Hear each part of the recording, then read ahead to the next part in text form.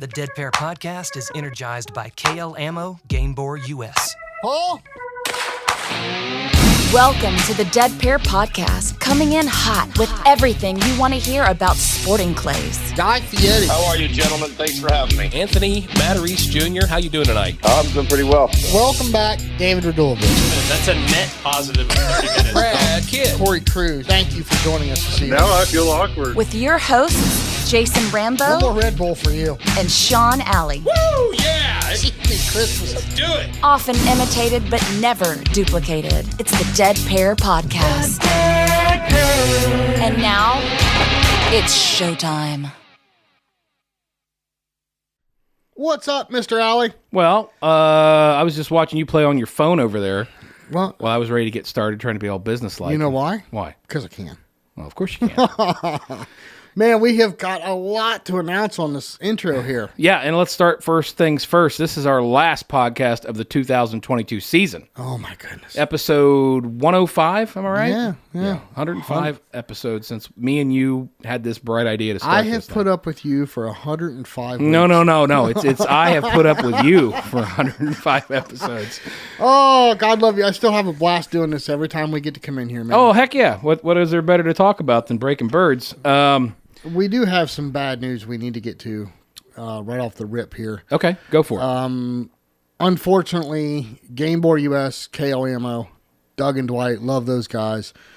Love their product that they carry. They're good people. They are, and they carry an awesome product. Unfortunately, they weren't able to continue the support for the 2023 season. Yeah, So, and again, we love those guys. We appreciate everything they've done for us, and we understand, things change and things have to happen. So again, hats off to those guys. Nothing against them at all. We really appreciate all the support for the last 2 years, helping us get off the ground, and Yeah, for we sure. wish them nothing but the best. yeah, like I said, they're good people. Yep. And I look forward to seeing them at shoots. Yeah, absolutely. Hope that we can still converse like we always did. Yep, They are good people. absolutely. Hey, but we do have some exciting news. All right, wait a minute. Before you go into exciting news, What's that? I want to remind all of our listeners, there is no podcast the week of Christmas or the week of New Year's. That's right. That's important. That's right. So Good- don't go looking for one because you're not going to find one. Me and Jason need a break. Well, it's a good time to catch up on those older episodes or maybe some of those videos you haven't seen yet. Yeah, so don't write us any angry hate mails wondering where the podcast is for Right. that week. You're not going to get one. Yeah. This is it. This is episode 105, last episode for 2022. Yep. The Ranger glasses giveaway. Oh, yes. We have some Ranger dusters to give away, and we have 4 winners. Yeah, we've already contacted the winners, so by the time you guys hear this, they'll probably already have their glasses. So our first winner was Scott M. from Mississippi. Congratulations, Scott. All right. Then we had Jennifer J. From Texas. We had Henry L. from Virginia.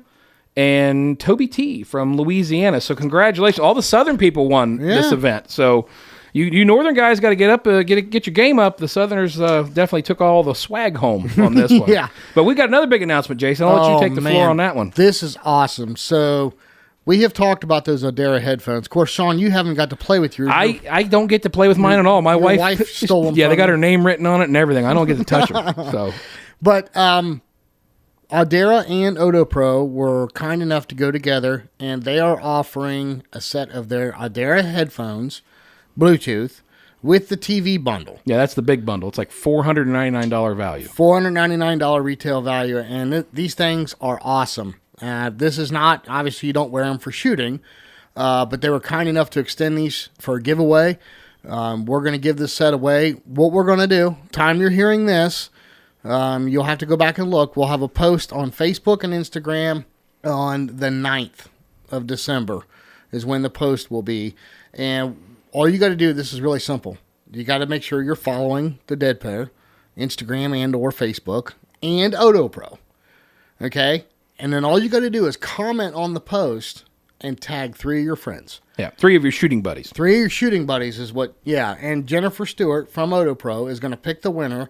Sean and I are going to do I don't know if we're going to do a Facebook Live or Instagram Live, probably both. We'll do something, but basically our hands are clean because Jennifer gets to decide the Jennifer's going to pick, but on the 19th of December, we'll do something that evening live and announce the winner.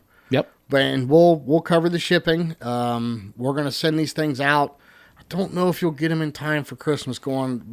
Being that the winter's not being. It'll picked probably on be 19th, after but- Christmas because you know what? I'd hate to even ship anything out during Christmas time because Oh my goodness. God knows if you'll get it or not.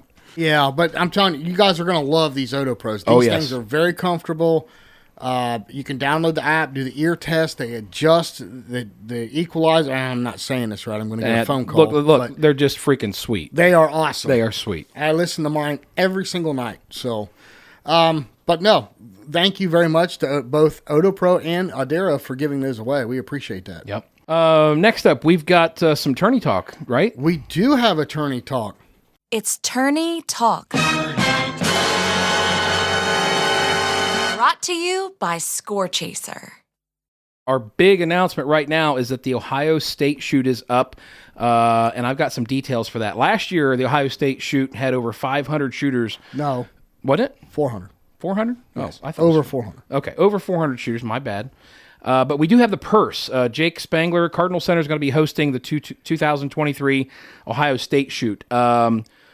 Every class, first through fifth, payouts are $1,000 for first, $800, $500, $350, $250. HOA payouts $4,000, and the runner-up payout is $2,500. And those amounts could possibly change before the tournament actually happens, but Yeah. we'll see what happens from here to there. They can only go up. Yeah, they can only go up, but heck, it's a great big shoot. Cardinal Center is a great place to be, easy to get to, right off I-71 in Marengo. Going to have Joe Skull setting the targets. Yep, Joe Skull's setting targets. It's going to be a great time. Hopefully, a lot of people can make it to that one. Yeah, for sure. And, you know, for the people that aren't wanting to travel all the way to Colorado that exact same weekend, I mean, they can still get Team USA points because the amount of people it's going to be at the shoot. Yep, So, yep, absolutely. this is going to be awesome. This is going to be a big one for Ohio State, and I'm looking forward to it for sure. Gotcha. All right, now, I think that's all the announcements. Now, what are we doing a podcast about tonight? Oh my goodness, we are going to have the man himself from Dark Horse Shooting School, Tracy Wright. Yep, big old Tracy. All the way from Washington. Big old Tracy. That guy is like. He's a I man think- mountain. Well, I think Chad Roberts called him a Viking. He's a Viking. I think that's yeah. a good term. That's a good He's term. a Viking. Yeah, but he's a great guy. He's Yeah. a good dude. Yeah, absolutely. I can't wait to talk to him. In fact, let's get that man on the phone. Do it.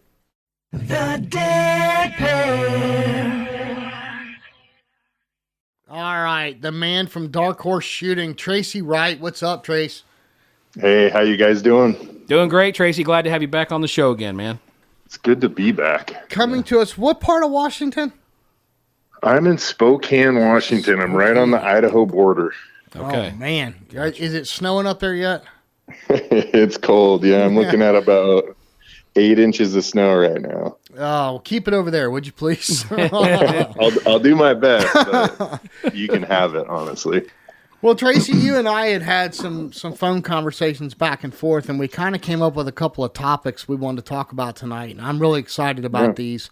So the two topics, just so everybody knows, that Tracy and I came up with, one is being fundamentally perfect in practice and in tournaments by way of process-focused shooting. The second topic is how detailed you should be in your pre-shot routine. And both of these are, I love both these topics because I am completely trashing both of them. So I need all the help I can get. But Sean, you had some questions for Tracy about all this. Well, I mean, my first question, Tracy, let's start with number one here. How can you be fundamentally perfect in practice and in tournaments? I mean, it almost sounds like an impossibility, right? Or is this something you actually believe in, and is this something you teach your students? Well, yeah, no, I absolutely believe in it, and I teach my students. You know, I spend a ton of time trying to make sure that the curriculum that I teach is valid. And so there, you know, honestly, I feel like I've kind of, you know, I've thrown some tournaments away just completely investing myself in a new topic or in a new principle or something that I'm trying to try, you know, to make sure that I can bring new tools to my students. But, you know, it kind of started with, there was a Tiger Woods video initially, and he talked about, he made practice so difficult for himself that when he got to tournament day, everything felt easier. And so I really, you know, that and part of my psychology background in a treatment situation was, if we could see an 80% reduction in behaviors most of the time when those supports went away or they moved on, they retained about 40% of it. You know what I mean? Okay. Wow. So I really, I think if you strive for perfection in your training and you're absolutely as detail oriented as you can possibly be, the percentage of what you can actually bring to a tournament is going to be that much higher. And I'm kind of one of those guys, I don't have a huge budget. I work a day job, I teach full time. So every round counts. So when I'm out there practicing, a lot of times it's by myself. It's with the voice actuated, long range trap and an Atlas. And I'm just trying to do my best at every single shot, making it as perfect as possible. That's awesome. I you and I need to talk further about this, but anyway, so obviously being fundamentally perfect, this is something the listener is going to start with good instruction. Is that correct? Without a doubt. And so I really feel like, process-based shooting is, in my mind, it's all fundamentally based. So the more fundamentally focused you are, the more process-based you are. So I know a lot of people hear the word process-based shooting and it sounds like, like another language, but it's really as simplistic as it sounds. Anything that you want a really consistent outcome for, you're going to have a very regimented, set, detailed process. Manufacturing, building, cooking, working on your car, whatever it may be, this is why blueprinted engines are so sought after. Right. There's very, very strict processes around it, and that way you get a very consistent outcome. You get a quality product. So I'm really big on teaching very detailed processes and then tying it into neuropsychology. And this is something that, I've been in the psychology field for 30 years, and it got really big about 15 years ago. And it really kind of changed the way that we worked with all of our clients. It felt like we were kind of forcing an intervention on a client, and it didn't seem like it was always the most opportune time. When we started to understand neuropsychology, we were able to offer much more specific tools and interventions at the best time. So it was really learning your client. It was very, very specific and individualized. So neuropsychology has just kind of been the core of the process and the pre-shot routine. Okay. And I look at the process as programming, and I look at the pre-shot routine as execution. And so I separate the two very clearly, and then we kind of learn to put it together. But I usually start off with teaching my student a process, and then later on we start talking about pre-shot routine when they're kind of more ready to start competing. But in my mind, the basis for all that is a process, which is fundamentals. All right. Can you kind of walk us through that, Tracy? I mean, for everybody listening out there, I mean, I understand what you're saying, but can you give us like an example? Sure. Like say somebody's, you've already done your pre-shot routine. Now it's ready to call, pull, and do your job. So can you kind of walk us through the process or an example of the process? Sure. So, I mean, I guess when you think about fundamentals of shooting, you're going to be talking about the basics. You're going to be talking about, most of the time I tell my students to start from the feet and go up. So you set your feet, you pick out the break point, you establish your break points, your visual pickup points, your hold points. You check your transition to hold point 2, all of those different things, foot position, turning from your feet and your ankles, soft hands, all those little fundamentals that equate to the perfect shot. Mm-hmm. Everybody's process is going to be different and specific to them. So, for example, in psychology, we'll get clients that might have 30 documentable behaviors, but we may focus on 2 or 3. And if you address like 2 or 3 driving behaviors, 15 may fall off, and then you've just got that many less to deal with. So I'm really big on a process being focused on a few key points, right? So basically the process is the fundamental of each individual shot in each individual station. And then the pre-shot routine is really the execution phase. And that has to do with visualizing, loading the gun. I'm really big on kind of checking myself psychologically and checking my brain speed. I'll kind of go into neuropsychology here. I've got a little story I can tell you. Okay.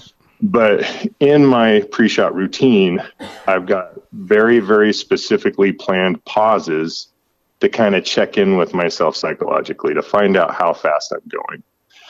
If I've got a really good routine that forces me to do it every single pair, then I can identify when I'm speeding up before I start to dribble targets away, before the loss occurs. And that's the big thing, is being self-aware enough to identify before the damage occurs. Okay. So what I can do, so I'll tell you a little story that kind of helps understand it, I guess. So I worked with a really, really prominent neuropsychologist here in Spokane area. And he would basically measure, he would do a full neuropsych assessment on each individual client. And I guess in the most basic form, it measures the speed of the brain. Okay.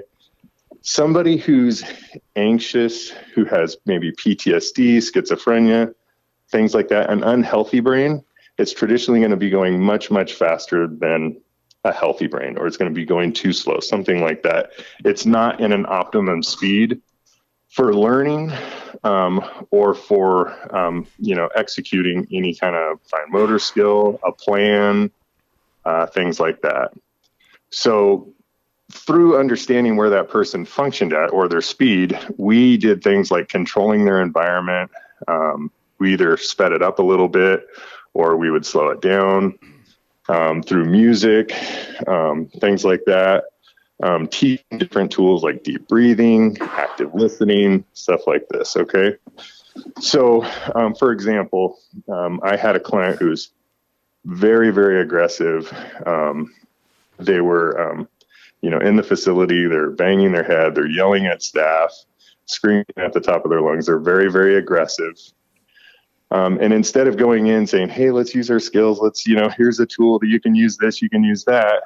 My first approach was, did you hear that? And he yelled at me a little bit, and I could see him kind of stop and listen. And he goes, hear what? And he's still screaming at me. And I said, did you hear that? And he goes, no, I didn't hear it. And his voice tone started to drop because he's actively listening, which was a coping strategy. So the more that I could hear his voice tone drop, then I started asking questions just to get him to start listening to my voice, start processing, start reflecting. And as soon as I started to see some thought and some conversation go, then I started asking to utilize his tools. Okay. He was able to utilize those tools when he slowed down. If I approached him when he was going too fast, he didn't have the faculties to utilize them. So it's almost like you startled his thought process. Well, it's a grounding technique that basically, so if you're actively listening, you're 100% in the moment.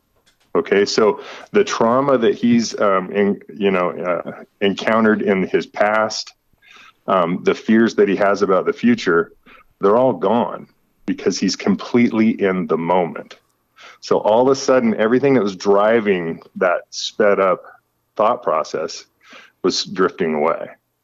So he started to get grounded. He started to slow down in his thoughts. Those fears, those anxieties, those traumas started to go away. And then he was able to start to utilize those tools.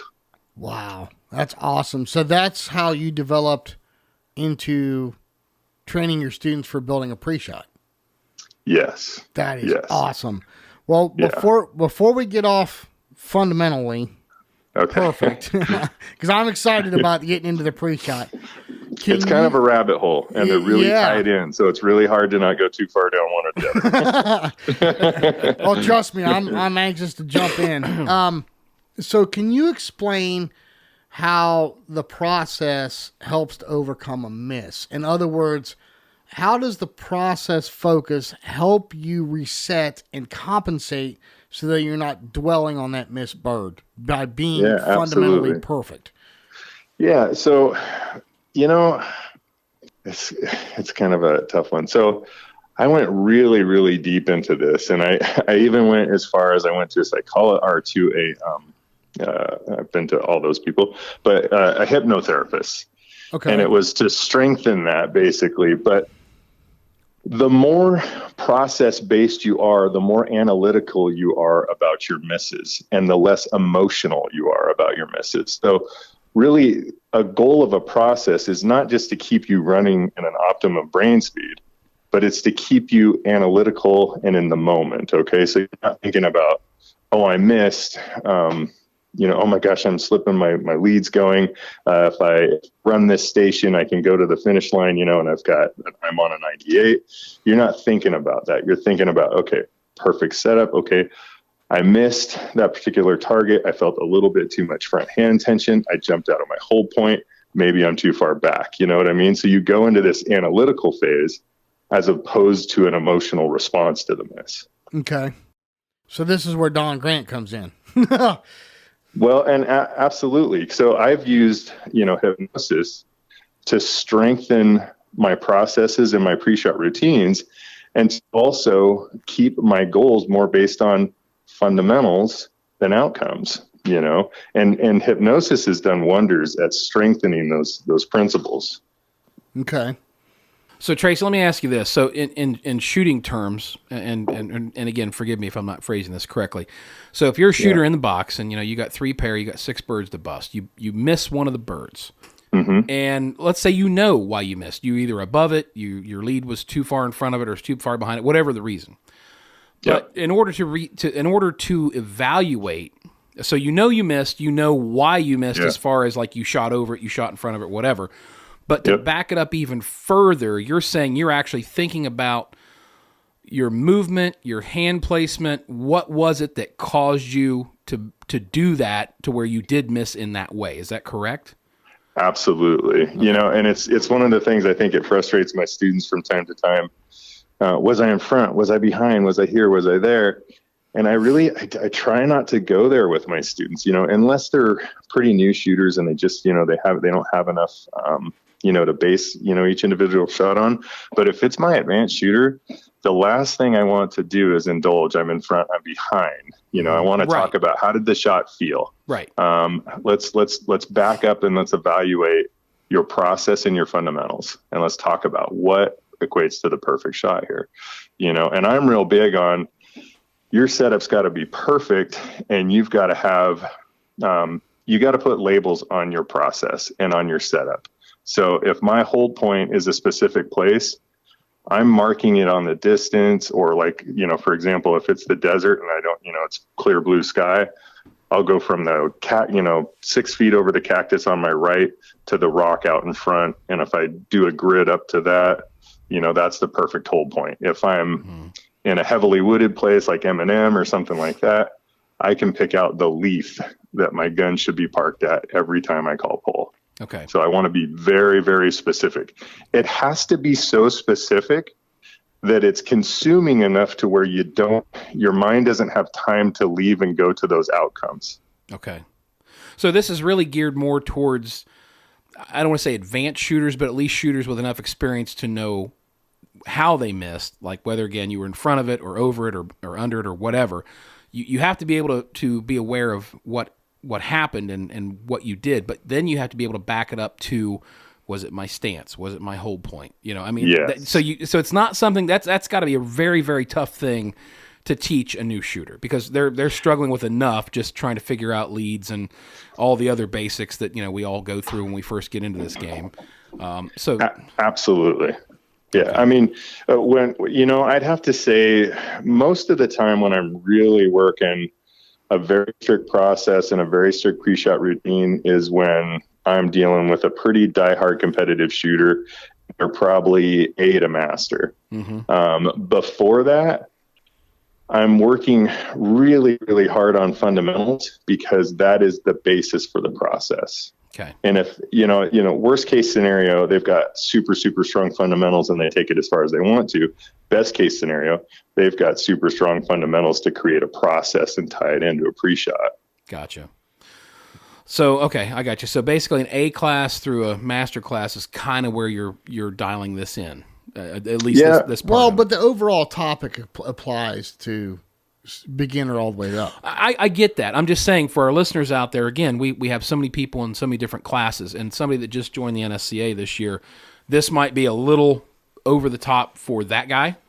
But obviously, the first things first, get your fundamentals down.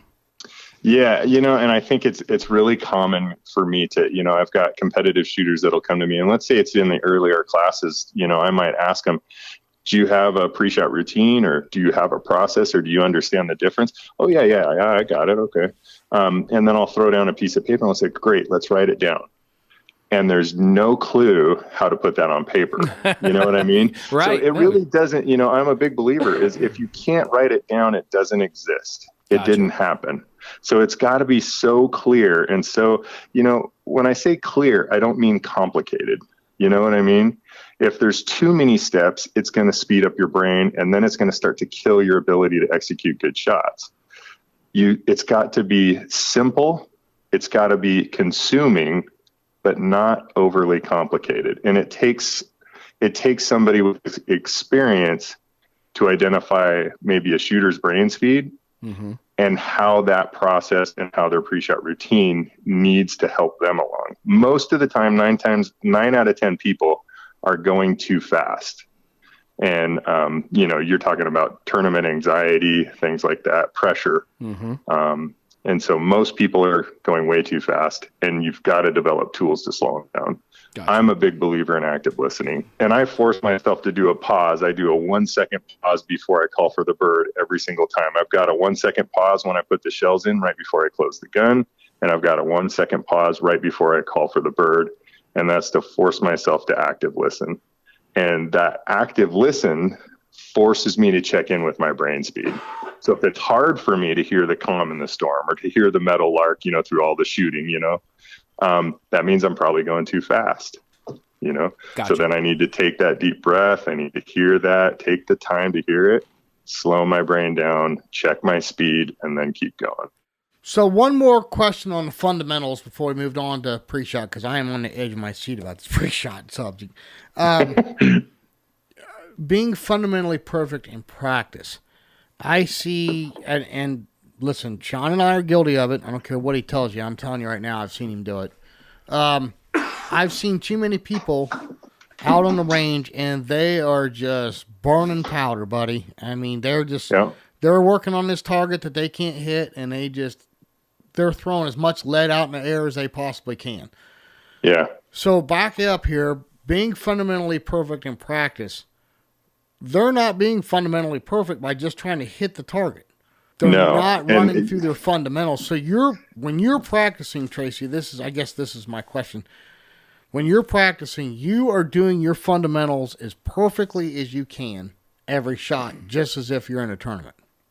I'm executing my program. Okay. So yes. Okay. And I love the fact that you brought up one really, really good point, and that is they're out there shooting. And I can't tell you how many times I've stopped an advanced level student and I've said, you're shooting. And he's like, what are you talking about? I'm like, it's time to start competing. Stop shooting. When you're shooting, it's all outcome based. Right. When you're competing, you're process focused. And it's really important to get them to start to understand the difference.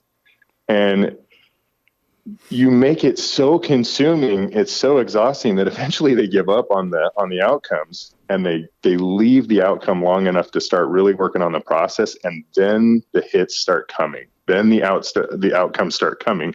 You just have to force them to realize that those outcomes are only a reflection of their process and their preparation. Okay.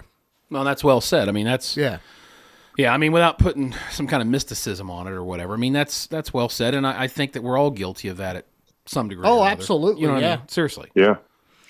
So practice like... It takes a lot of discipline. It takes a ton of discipline. Right. And you really got to be shooting, I guess, for the ultimate goal, and that's just, that's kind of perfection. I know it sounds strange, but I'm really into kind of samurai culture. And when I shoot, I'm shooting for, the samurai culture, they talk about a life spent looking for the perfect blossom would not be a life wasted. Mm-hmm. And I feel like, especially in a tournament situation, I'm looking for the perfect shot every pair. And that's not a round wasted. You know what I mean? Right. It's a round that you can take to the next round, to the next tournament, to the next goal, wherever it may be. But you got to make it count. So let me, before we go on to the, because I know Jason's over there chomping at the bit. So is it, so when you actually, Tracy, and I'm just asking this because I think it's kind of cool what you're saying here. So when you actually are going through this process, when you're practicing and you have that aha moment, I mean, does it kind of like just ring like a bell in your head that like, wow, that was it. That's exactly how I need to do this from here on out. Is that, I mean, does that come into your brain like that? Okay. Absolutely. And, you know, one of the funnest things to watch is when it happens for a student. Yeah. Oh, I'm sure. Because it really is. It's not basic. It's pretty complex. And I can't tell you how many students have really had to reflect why they shoot. I can't remember who I heard say it, but only a certain amount of people have what it takes to be at the very, very highest level, to be the Anthonys, to be the Corys. And it has a lot to do with confidence and believing in yourself. And it takes a ton of self-reflection to kind of go back and believe that you can do it, you know? And sometimes that's a major barrier in a student's complete investment of the process. You know, you have to be fully invested, and you've really got to believe that you can have those outcomes in order to really give it 100%. Yeah. Yeah, Chad Roberts worked with me over the summer, and I had one of those epiphanies when we were working on an overhead tower shot, and he showed me a couple things, and it all clicked. And I had that like tingling in my head, like, wow, that was so freaking cool, you know? And again, so I know exactly what you're talking about. That's why I wanted to kind of touch on that, because when people are out there working, you should feel that way when you figure something out, right? Absolutely. Okay. And as an instructor, that's, you know, and I'm sure Chad would probably vouch for it, that's kind of one of our favorite moments too. Yeah. Chad, he was smiling ear to ear because he goes, I saw the look on your face, Sean. He goes, that made me happier than anything in the world. Oh yeah. Chad lit up at that point. It was a good time. It was a good time. Okay. So here we go. All right, Jason, go ahead now. You can do this. Now, second topic. How detailed should you be in your pre-shot routine? Now, this topic I could really use some help on here, Tracy, because my pre-shot routine is garbage. So let's start with this. How do you recommend a student build a pre-shot routine?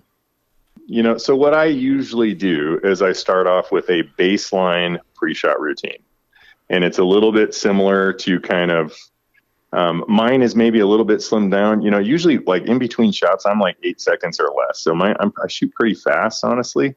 But I've got a really, really good plan when I get into the box, and it's all about kind of execution after that.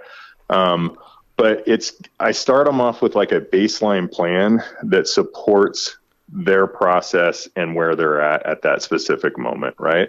So if they're new to the process, it's probably going to be maybe a little bit more elaborate. Most of the time, we can start at that point. If we need to take a couple of steps out, we can if they feel way too busy. But most of the time when people first learn a process, it feels like too much. And I usually let them work with that for about 2 to 3 months. Okay. And usually when they come back to me after that, they go, okay, it's not near as difficult now. It seems much, much simpler. The fact that they're starting to reflect on those things, you know? Okay. So, but I start off with kind of a baseline pre-shot routine. And the big thing that we do is we write it down, you know, and we talk about, you know, it usually takes a little bit of observation. And then I start teaching them kind of some skills to self-identify where their speed is. And if in 3 months they feel like they're still going too fast, then we need to streamline it. So we'll start off by taking maybe one step out and we rewrite it down. So anytime we modify the pre-shot routine or the process, we have to rewrite the entire phase down. Okay. And then we start over from there. So it's very, very measured in terms of how we do it. All right. So Tracy, can I ask you this? Jason's going to be the evil eye here. So if you had to start with the most basic shooter, a new shooter hasn't been shooting very long, can you give us just a very, very quick and simple, dirty breakdown about like maybe the 3 or 4 or maybe 5 things that they would incorporate in their first pre-shot. Yep, absolutely. And then I'll let Jason go on, because I know after that you're going to want to integrate more steps for like an intermediate shooter, and then even more steps for an advanced shooter. Am I correct? Yep, absolutely. All right, so now Yep. I'm getting the dirty eye from Jason. The most basic pre-shot routine is literally going to be hold point 2, break point 1, hold point 1, set your feet for those break points. That's as simple as I'm going to make it. Okay. Yeah. That's the first beginner come to me, stage. that's the beginner stage. That's what we're going to establish first. Okay.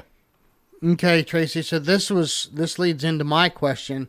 What are the major components of the pre-shot routine that are vital to building a successful pre-shot routine? So we've established our hold points and our break points. Now, moving forward, what are the vital components that helps build? Because listen, if you go out and do the pre-shot routine that Joe Finizzi does, I don't care how much you mimic it, it's not going to do anything for you, right? I mean, he built that because it works for him. It took him years to figure out what works for him. Now he's doing it every time, and I mean, the kids, look, I filmed him during the Top Gun shoot-off, and they were, the announcer was playing, whistling the Jeopardy song and stuff, and Joe acted like there was nobody in that stadium. There was nobody there, and he was so dialed in. But if you try to mimic that, that's not going to work for you. Okay? So, that's a pet peeve, actually, and to me, it's like, and I've watched these guys. I've watched Joe, Anthony rocks back and forth. I hope I don't get in trouble for this and calling people out or whatnot. But it really bothers me when I watch, as soon as Anthony starts rocking, you're going to go out to the next shoot and you're going to see about the next 10 people rock. They don't know why they're rocking. They're shooting an auto. They're checking their hat and checking the ejection port like Joe or something like that. Right. So I'm just really, really big on it being very specific to them. And if you say, hey, why do you do this? You've got to have an answer. You've got to be able to articulate each individual step. And each step has got to have a purpose. Right. And your answer can't be because it works for Joe. Exactly. Right. Because it's not going to work for you. So that's why I really want to know, what do you feel are the vital components to building a successful pre-shot routine? Your student comes to you and says, hey, we're going to work on my pre-shot routine. You say, okay, well, let's write it down. What key factors are you looking for there that he or she says to you is in that pre-shot routine? Yeah, so I think number one is I think you've got to kind of stay ahead of the voice. So, and what I mean by the voice is the voice of doubt, right? So you want to kind of answer conscious questions or questions that your voice might have that might interrupt your subconscious in executing the shot, right? So let's say it's an outcome-based thought or it's a fear-based thought, something like that. You want to find a way to address that, So for me, if it's a fear, I'm going to find something that helps me control my state of mind, right? So sometimes if I start to feel fearful or things like that, I like to channel, for me, I like analogies or something to relate to, like maybe an animal, like a cobra or a tiger or whatever, there's no fear there. It's just a primal response to a situation. Okay. So something that addresses that conscious question, number one, and then number two, this is based off kind of a competitive shooter. What is going to help you stay in the right brain speed for you? So what's going to help slow you down? What's going to keep you at that baseline, calm but aware state? So those are the big ones for me. Answer those conscious questions and keep yourself in that calm state of awareness. So whether that be through active listening, whether that be through deep breathing, whether that be through counting, whatever it may be, you should be able to utilize your tool, and you should have a check-in tool. So like active listening or a specific moment where you check in with yourself, whether that's when you put the shells in your gun. What are you thinking? That's a moment that you've got to kind of think about something specifically. So you're either going to control your mindset or identify your brain speed. You know what I mean? Mm-hmm. Okay. So those are specific steps and specific things that you probably want to first and foremost address in your pre-shot. Okay. All right. So Anthony advocates for training a pre-shot routine during the tournament. How do you coach your students to train their pre-shot? Do you do it outside of the tournaments, or do you actually make them work on it in a tournament where it's in a live situation and they can actually see the outcome of that pre-shot routine? So, I mean, I like it to be a working document. So my whole thing is, everything I do is based off of kind of psychology. And, I've been working in behavior rehabilitation centers for the last 30 years. So it's all about a controlled, calculated approach and measured outcomes, right? So it's all about, so I'm big on writing it down, sticking to it for a set period of time, and then you make adjustments based on, and I would say your tournament, how you react in a tournament, that pressured situation. So I think you need to be very careful about what changes you make, and you need to limit the number of changes that you're allowed to make. But I do think that it's a working document. Okay. So, Gotcha. If you do make an adjustment during a tournament, you need to immediately, as soon as it's over, you need to go back, get to your notes, get to your written down pre-shot routine and process, and make those adjustments immediately. Okay. And I would assume that's only after, you see the finished product of changing that, right? I mean, yeah, absolutely. You have to believe that what you did helped you somehow, obviously. Absolutely. And, my goals don't change a whole lot, so if I'm training most of the time, or if I'm practicing most of the time, I'm working on my process. So I'm shooting around. I'm working on my process. I'm working on my pre-shot routine. I'm trying to make everything perfect, right? And I'll shoot 100 targets. I don't usually shoot for score or whatnot, but I'll shoot 100 targets, and I'm working on perfect setup to hold ball wax. And that's what I'm training for.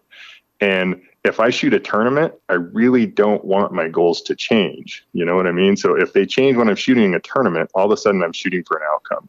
Okay. All right. That makes sense. All right. Let me change gears here. So Jason was trying to explain to me before we got on the show here that you and him have been talking about neuropsych of the pre-shot routine. I'm not really sure what the heck neuropsych means. So please, can you dumb it down for me and Jason and our listeners so that we can understand what you mean by that? Yeah. And that's kind of what we talked on a little bit earlier. And neuropsychology is really all about brain speed. And all of us have kind of that optimum place, and I'm really trying to kind of, I'm trying to simplify everything to where everyone can understand it. And I honestly feel like in its simplest form, it's the easiest to manipulate and kind of get your hands on. So to me, it's all about brain speed. It's all about learning to self-identify, and it's all about having the proper number of steps to control brain speed. So that's neuropsychology, basically. And that's why those steps are so important. A lot of people will have too many steps or not enough. Most of the time, they have the right number of steps, but they're not near as specific as they need to be. Okay. So they might have a hold point, but they haven't labeled it. So I'll ask them, okay, so you've got a setup process. So you've got, your visual pickup point, you've got your break point. Where your hold point needs to be. Where is it? Explain it to me. Well, I'm about over here, and then I'm about over there, and I'm going to break it in that area. And I said, well, this is what I'm looking for. I'm looking for 3 feet over the top of that pine and 1 foot to the left. I'm looking for, I'm holding on that maple leaf that's sticking out on that branch that's dropping down 3 feet or whatever it may be. But I put labels on everything very, very specifically, because if you go to a doctor and he diagnoses you with, it's got a stomach-like problem, it seems to be about like this, so we're going to throw this antibiotic at it. If he gives you a really concrete diagnosis, the treatment and his repeated approach to how he treats that is going to be very, very consistent. So most of the time, it's the detail that really affects the quality of the pre-shot. Okay. When we talk about how many steps, we want it to be just consuming enough to where your brain doesn't have time to go other places. Like, oh my God, I'm winning. Oh my God, I'm only down 2 targets and I've got 2 stations left. I'm going to run a 98, whatever it may be. You've got to be so busy thinking about the fundamentals that your brain doesn't have time to go there. Okay, that makes sense. So yeah. you would agree that basically if you start off, you have your plan, everything's going smoothly, you go through your first 3, 4, 5, 6 stations, everything's going well, and then all of a sudden you have a hiccup. You drop 1 on the next station, you drop 2 on the following station, so something's going wrong, and now you start overanalyzing, you start breaking it down. Then you get careful. Right. You start shooting for cautious. a different purpose. Yeah, you shoot not to lose instead of trying to win. Okay. Yep. So so what you're saying is if and again, I'm just trying to paraphrase here. Yep. If you go back to your process and if you go back to your pre-shot routine and basically follow the steps, that's going to help dial your brain back, slow it back down, because we all panic. Yes. When things go wrong, we all panic, right? I mean, that's the natural thing. So basically forcing yourself to think about all those steps kind of takes you away from, I guess, the negative of missing targets. Yes, absolutely. So it takes you away from, so it makes you a little bit less emotionally responsive, right? So hopefully you're going to stay in a more analytical mindset. Okay. Number 2 is as soon as you start to speed up in response to those misses, because it's going to start to resemble anxiety, the faster we go, the more we lose our faculties to correct the problem, the more we start to react instead of have a calculated response. Okay. So the process is really, really important to stay focused on.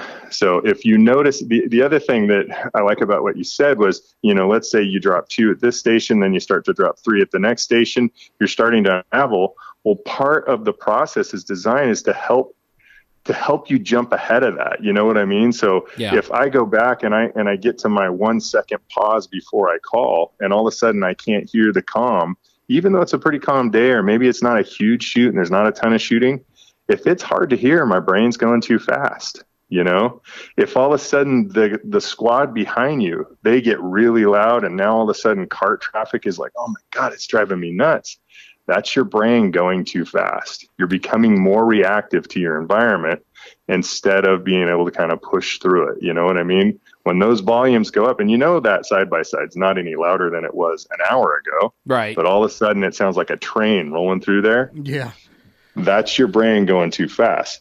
So those tools are designed. So if all of a sudden I get lazy and I stop doing my active listen before I call, I'm not going to be able to identify that. And then boom, I've lost 2 targets. I've lost 3 targets. And then I'm like, oh, I'm starting to spin. I'm going to go, oh my God, I didn't do my active listen. Oh my God, I started to leave my process. And if I would have stuck to it diligently, I would have been able to identify it before I lost 5 targets. Mm. Boy, that sounds familiar, doesn't it, Jason? A little too familiar. So Tracy, I went back, I did some digging. I went back and Wendell Cherry had talked about physical triggers in his pre-shot routine. When he made certain physical movements in his pre-shot routine, it triggered something mentally in his pre-shot. Is this what you try to implement in having someone build a pre-shot routine? So I think movements can represent different things, you know what I mean? And you can get movements to help place you in a proper mindset, things like that. But I really, really want consistency. You know what I mean? I want total regimented consistency all the way through. So I want most of my movements to stay really consistent all the way through. But I want to be really, really self-aware of any changes. All of a sudden, if I feel too much front hand tension or too much hand tension, then I know that's something to be aware of. And most likely I'm speeding up psychologically. Right. I pretty much, I know that sometimes, people have talked about a pro shot routine. I don't do a post shot unless unless there's something to analyze. Otherwise, I'm really, really staying focused on my process, and I don't want to leave it. Okay. And if I do miss, I'm immediately going to go back to my process, and I'm going to analyze how well did I execute my process and where was the gap. Okay. So tonight we've talked about Joe, Anthony, Wendell. Do you think a lot of the process behind their routines, because they're so I guess you can call them colorful. I mean, we've got a lot of that unique pre-shot routine in this sport. But do you think a lot of the process behind those routines is not meant to be eccentric? It's because of the physical triggers, the physical movements that they're doing in their routine that works for them? I think they're fantastic examples of how well a process and a routine works in my mind. And I think that Joe and Wendell and David are fantastic examples of everybody's got an individualized routine. The thing I like about it is David's worked with Wendell. You've got guys like Tom C, and there's similarities, but there's also things that make them very unique. And so he didn't create clones. He gave tools that allowed those guys to be individualized. And they know, I would guarantee that all of those guys know exactly why they do every step. Yeah, as a whole, we wish they would speed it up a little bit. But absolutely. But I think it all comes down to they really acknowledge what they need. Yeah. I don't know why, I have a tendency to go a little bit faster. But I think that sometimes I get too slow. So I really have to identify where's my sweet spot. Sometimes I get to a major and I've got to slow my routine down. I've got to push myself down to about 12 seconds. You know what I mean? Yeah. But at least I have something so concrete that I can make finite little adjustments on my way through a round to control that. You know what I mean? I'm self-aware enough because I've got the tools and I've developed the tools to do that. But I've got a really, really strong blueprint, to make subtle changes. Yeah. And you look at Kevin DeMichael 5 years ago. Yeah. That guy could not get shells in the gun fast enough.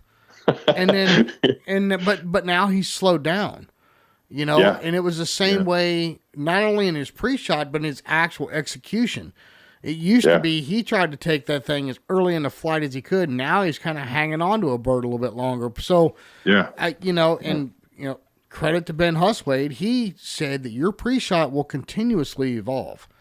Do you agree with that? I do. And the thing that I love about that statement is in order to evolve, you've got to have something that you, at one point in time, that you could write down and you're constantly analyzing. I think it's really hard to evolve from an unknown place. Right. But evolution happens really quickly when it comes from a calculated place. It's easier to make that progress. Sustainable progress. Right. Well, Trace, trust me, we can go on forever about this. If someone wants to get a hold of you, do you do remote lessons or remote help with this kind of stuff? I haven't, and part of it is just because I'm so busy right now. I still have a day job, and I'm literally, through the summer, I teach about 7 days a week. And so I'm still kind of in that trying to keep up phase with everything. So I'm probably going to have more on the road dates. I'm probably going to get to some different states and teach a little bit more out of state. Okay. But a huge part of it is being able to watch your students shoot, right, and really kind of give them that baseline. If you can watch your students shoot, give them a baseline routine or make adjustments to their existing routine, get them to write down what they're doing, then they can really grow from there. Then give them 3 months, and then it's great to check in from there. But then they've got a really strong basis to go off of. Right. Well, what we need to do is get you over here for the Ohio State shoot.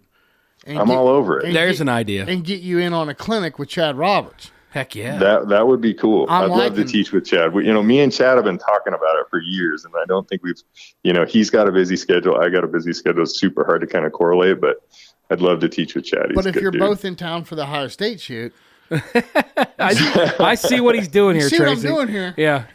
That's right. He's so subtle. He's so subtle. But no, seriously, Tracy, if somebody wants to get a hold of you, maybe they're over in the Washington area, or if you're willing to talk to them about this stuff, how can they get a hold of you? The best thing to do is, you can shoot me an email at darkhorseshootingtw at gmail.com. Or, give me a call or text me, 509-972-5800. 998-0261. Best thing to do is send me a text and kind of set up a time to talk. Okay. But yeah, I enjoy discussing it. It's, there's a lot to it, and it should be very individualized. Yeah, for sure. And trust me, you and I will be talking in the future for sure. But yeah, Lord knows I could talk about it forever. It's awesome. It's an awesome topic, and fascinating. I think once you get to a certain point with your shooting, once you've kind of mastered the fundamentals, or at least you got a good grasp on them, I think this is where most of regular shooters kind of either lose focus or they don't give enough attention to this part of the game. Yeah, for sure. Because it really is, a mental thing beyond a certain point. And I think a lot of people don't identify the fact that it's, if you go out and you shoot 100 targets and you're trying to really work technique and method, you got to do the same thing with your brain. Yeah. You can't just learn a format and expect it to just go out there and burn it down. It takes a ton of practice. Sure. Yeah. The mental piece is tough. Yeah. Absolutely. I agree 100%, because it seems like your skills only get you so far. You ever notice that? It seems like I know exactly what to do on this pair of targets, and there's no reason for me to miss these. I know I have the skill to break them. Well, dead pair, dead loss. I think when you get to AA and master, even if it's a mechanical error in how you tried to execute the shot, it was probably psychologically driven. Oh, I what I mean? 100% agree. 100%. Yeah. Oh, yeah. Yep. It's all between the ears, man. It's all between the ears. Absolutely. Yeah, I've got a lot of space in between those ears. Well, Tracy, we love having you on the show. We hope you'll come back on soon. I know we've got you on for questions for the coaches coming up here soon in January. Look forward to having you back, man. We really appreciate your time. Thanks for having me. I always love talking to you guys. You do an incredible job. It's a pleasure, Tracy. I mean, it really is an honor to speak to guys like you that really kind of have spent the amount of effort that you have to really figure out these little subtle parts of the game. And I think that's really where the big changes happen. I mean, that's what really separates the top-level shooters from everybody else, is these little, minute things that you need to focus on. And, I mean, I think we all can take a big lesson from this and hopefully – put it to practice. I know I'm going to try. Teaching's a big responsibility. I take it pretty serious. That's awesome. You got your hands full with me and Jason. So well, when you come over, when you come over to do that clinic with Chad, maybe Sean and I need to sign up. So. Oh Lord, help us. All right. Poor Tracy. Yeah. Well, Trace, thanks again, buddy. You have a good evening. All right, take care, guys. All right, see you, Tracy. Bye. Bye. Sean, what do you think about what Tracy had to say? I think that personally, what he had to say resonated with me more than I can ever explain in words. Yeah. Because, again, it's like I was saying, I know that I missed because I was over the bird, or I was not leading enough, or I let it too much. I know that. But I gotta start thinking about backing that up even further, thinking about, okay, what made me miss that way? Yeah. And that's where I think I've been failing in some of my planning and my pre-shot routines. Well, it's funny because how many coaches, or how many shooters for that matter, have a background in psychology like Tracy does? Yeah. To break things down the way he's been able to break it down. He has a very unique perspective, and that's going to be helpful, I think, for a lot of people. And what I thought was really cool was he mentioned one of our partners, Don Grant, and how valid that hypnosis is, and how using that as one of your tools. Yeah. I mean, man. Well, Jason, I mean, we've all been on the course. I mean, you and I both have seen it. You and I both done it. I mean, maybe you more so than me. You can be kind of emotional when things go wrong, and I see it. I mean, I can see it in your body language. I can see it with your movements. And I think that's an imperative thing, that if things do start to go off track, that is even more reason to step back and say, wait a minute, pump the brakes. Right. I'm not doing something correctly, or I'm not following the steps. My brain's working too fast. Right. I'm not slowing down enough. Kind of like that patient that he's like, hey, did you hear that? Yeah, and I think that, but I think a lot of shooters can relate to that. I mean, whether you're a new shooter or a shooter that's been shooting for 20 years, when things go wrong, the human condition is to panic. Yeah. Right? Exactly. And you let your emotions get the best of you. And then you get the loss of confidence. You get the loss of confidence. You start second guessing yourself. Right. You start thinking about, what did I do?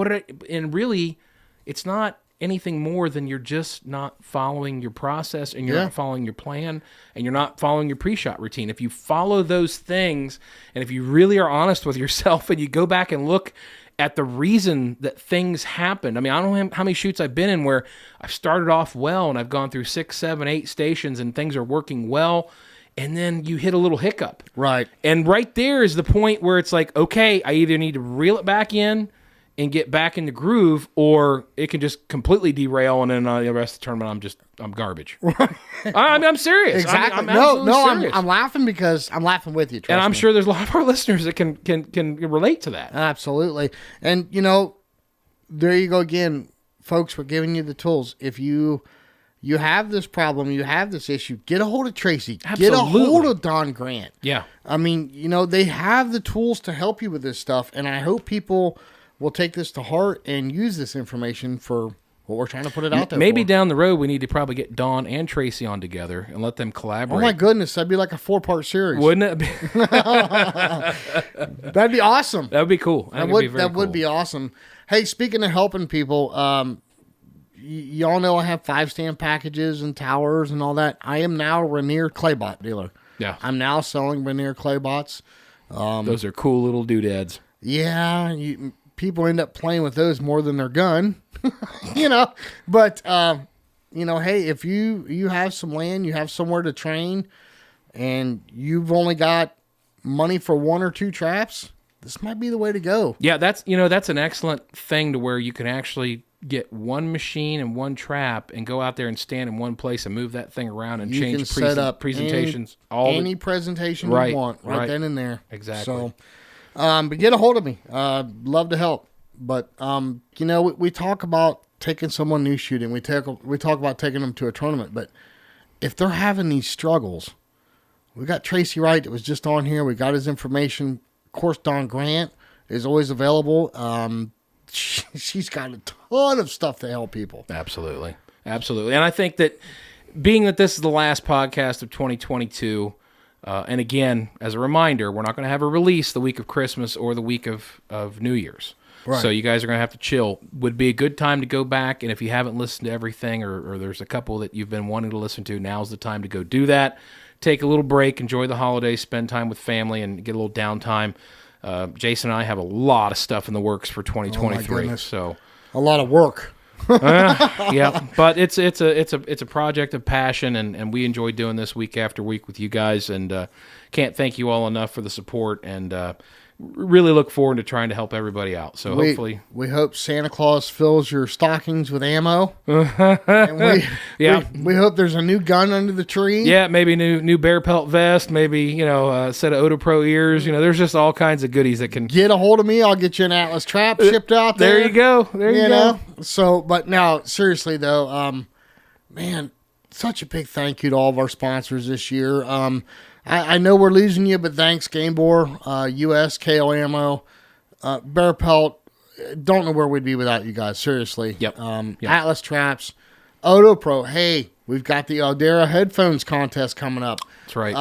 And if you are in the market for a set of ears, you cannot go wrong with Odo Pro. They've got a ton of products to help you. Yep. Negrini cases. Oh my goodness. Sean, that new carbon fiber case. I got my hands and my eyeballs out on that at the Nationals. Oh, Lord help us. Oh my. If you want to be big pimping amongst your friends at the tournament, you walk up with that new Negrini carbon fiber case, I'm going to tell you what. The seas will part. Jaws will drop. Okay. All right.